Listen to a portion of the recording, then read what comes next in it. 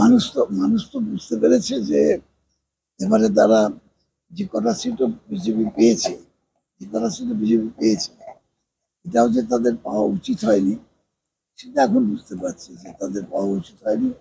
দেশ সেই দিকেই ভোট দিয়েছিল, কিন্তু সামান্য কিছু কারণের জন্য হয়তো পেল না, যেমন উড়িষ্যার মতন জায়গায় এরকম রেজাল্ট তো কেউ ভাবেনি।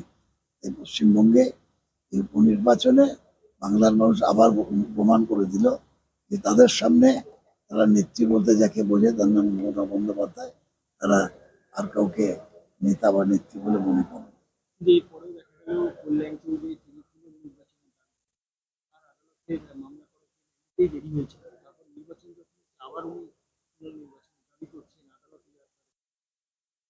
এই তো হেরে গেলে মানুষ অনেক কথা বলে, মেনটেন করে বুঝতে পেরে গেছিল যে হেরে যাবেন, এই আগাম একটা জমি তৈরি করে রাখছেন মানুষের কাছে বলবার জন্য। ইলেকশন কমিশন তো আমরা নিয়ন্ত্রণ করি না, তারা সিদ্ধান্ত নিয়েছে। জয়ন্ত সিংকে গ্রেপ্তারের পর নতুন নতুন তথ্য উঠে আসছে তার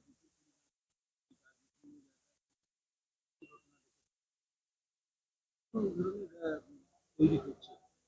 আসলে কি বলি, যেটা কিনা পুলিশের কাছে একটা খুব বড় প্রশ্ন হয়ে দাঁড়ায়, সেটা হচ্ছে কোনো অভিযোগ পাওয়া। যখনই কিছু বলতে যাই, কি আমরাও বলতে গেলে বলবে একটা আগে অভিযোগ দিন, তাহলে আমরা কিছু লিখতে হবো। যে কোনো কারণে হোক, মানুষ সেখানে ভয়ে হোক, ভীতিতে হোক, নিজেদের বাঁচার জন্য হোক, তারা কেউ অভিযোগ করেনি। এই অভিযোগটা যখন উঠে এসছে, এখন লক্ষ্য করছে তোমরা কত লোক বলছে, কত লোক ভিডিও দেখাচ্ছে। এটা হয় মানুষ নিজের পরিবার বাঁচাবার জন্যে, ছেলে মেয়েদের জীবন বাঁচাবার জন্যে তারা ভয়ে ভয়ে হয়তো এগিয়ে আসে না, কিন্তু একবার মানুষ সংঘবদ্ধ হয়ে গেলে সেই প্রতিবাদের জোর অনেক বেশি হয়। কোনো না কোনো জায়গা থেকে তো নিশ্চয়ই, আজকে তো এরা আজকে নতুন কেউ নয়, কোনো না কোনো ভাবে হয়তো সাহায্য পেয়েছে। আর এই যে যে ব্যাপারটা, মানে আমি যা কংগ্রেস করা থেকে আছি তখন তো এরকম ছিল না। সারা বাংলায় তো দুটো লোকের নাম পাওয়া যেত যারা মুসলমান বলা হতো যাদের, হ্যাঁ, সেখানে যে পাড়ায় পাড়ায় মুসলমান তৈরি হয়ে যাচ্ছে, এটা এটা এটা এটা সিপিএম রাজত্ব যেখানে যেখানে হয়েছে ভারতবর্ষে, সেখানে সেখানেই এই ল অ্যান্ড অর্ডার সিচুয়েশন নিয়ে নানা সমস্যা আছে। কেরালায় আছে, ত্রিপুরায় আছে, বেঙ্গলে আছে, আর অন্যান্য রাজ্যে কমিউনিস্টরা যেখানে আসতে পারেনি ক্ষমতায় বা এমনভাবে শক্তি নেই, সেখানে এটা হয় না। এটা যে অরিজিনটা কমিউনিস্ট পার্টি থেকে, কংগ্রেস তো আমরা দীর্ঘদিন করেছি, মারপিট করতে হয়নি কখনো।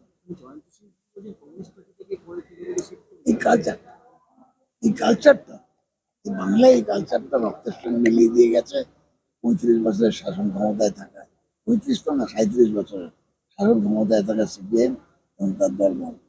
ফলে মানে আজকে যারা অনেকে বৈষ্ণব হয়ে গেছে দেখায় যারা, আমি তাদেরকে ফেস করে এসেছি বারুইপুরে, তাদেরকে ফেস করছি এখনো, তাদেরকে আগেও ফেস করেছি, দেখেছি তারা কত বড় বাপের মানে মানে এ হতে পারে, সমাজ বিরোধী হতে পারে, খুনি হতে পারে। আমি নিজ চোখের সামনে দেখেছি।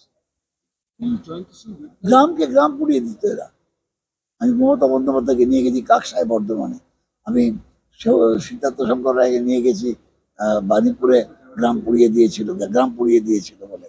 আমি বিক্রম সরকারকে নিয়ে গেছি বর্ধমানে, আমি সব 5 বছর 5.5 বছর অবজার্ভ পাচ্ছিলাম, বিক্রম সরকারকে নিয়ে গেছি, এদের অত্যাচার আমি দেখেছি। সেইটা অরিজিনালটা থেকে গেছে, সেটা মানুষের মধ্যে থেকে গেছে, এখনো পর্যন্ত সেটা চলছে মানুষের মধ্যে। কিন্তু এই যে সকলে মিলে সংঘবদ্ধভাবে প্রতিবাদ করা বা সমাজকে রক্ষা করার জন্য যদি সবাই মিলে আমরা এগিয়ে আসতে পারি, তাহলে এরা কিন্তু সেই শক্তি ধরে না। গ্রেপ্তারের পরেও সেখানে মদন মিত্র সৌগতরায়ের কাছে তাই আর কি, তারা তো ওরা সাম্রাজ্য, সে বাইরে থেকে কেউকে দিয়ে ফোন করাচ্ছে হতে পারে, বা তার বিশেষ অশুভন্ধে কেউ ফোন করতে হতে পারে, জানি না। এই ধরনের ঘটনার পর থেকে প্রতিক্রিয়া থাকবে ওয়েস্ট বেঙ্গলের কাছে এই ধরনের ভবিষ্যতে এটা মানুষের উপর নির্ভর করে। মানুষ বড় বেশি আত্মকেন্দ্রিক হয়ে পড়ছে, তো এটাই নিয়ম, পুঁজিবাদী ব্যবস্থার এটাই নিয়ম। আর এই পুঁজিবাদকেই মানে এনকারেজ করে চলেছেন কেন্দ্রীয় সরকার, এই পুঁজিবাদী ব্যবস্থাই বাংলার মানে সর্বনাশ করছে, দেশের সর্বনাশ করছে। বড় লোকের হাতে আরো বেশি পয়সা যাচ্ছে, গরিব আরো গরিব হচ্ছে। এই যে ব্যবস্থা, তার থেকে কিন্তু এই সমস্ত মাস্তান গুন্ডা হানা টানা সবকিছুর জন্ম হয়। এটাকে বুঝে মানুষের কাছে আবার লড়াই নামতে হবে।